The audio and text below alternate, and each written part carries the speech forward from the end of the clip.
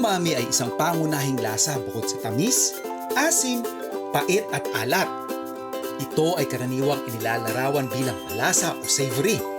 Ang mga keso, lalo na mga matigas at matatandang uri tulad ng Parmesan at Roquefort, ay mayaman sa umami flavor dahil sa mataas na level ng mga amino acid at peptides na nabubuo sa proseso ng pag-i-age nito.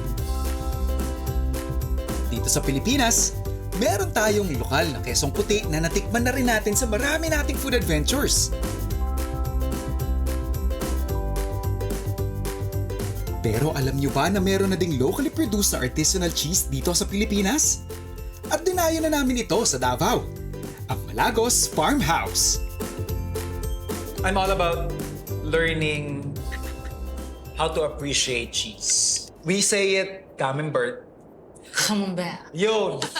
I started in 2005 in my kitchen, not knowing where it would go or it would lead, no? I was just having fun.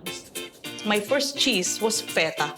Because Feta. that's the quintessential goat cheese. Yes. Yun lang alam ng Pinoy na goat cheese, right?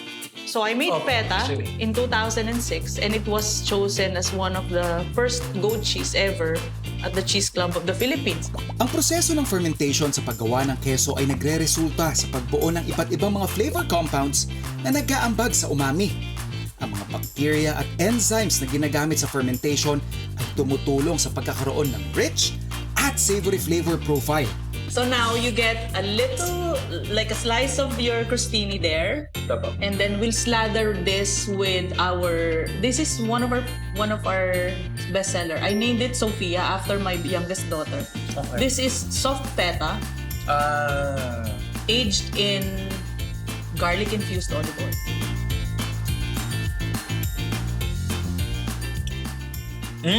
So we're having our goat's milk camembert, no?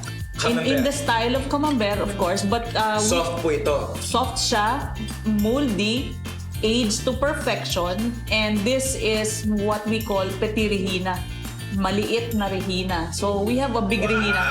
Look at it. Wow. So I was told that camembert means the smell of the foot of the gods. But for the faint of heart, we pair it with our bignay jam.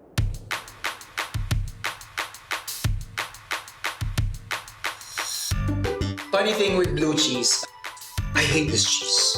Amoy pa lang niya, the way people would talk about it, parang, why on earth would I even try it? Try it. And then when you try it, you go past the whatever trauma you have in yourself, Yeah. then the flavors come out. Yung umami ng blue cheese is something I wish I could pass on to people na kung gaano to kasarap.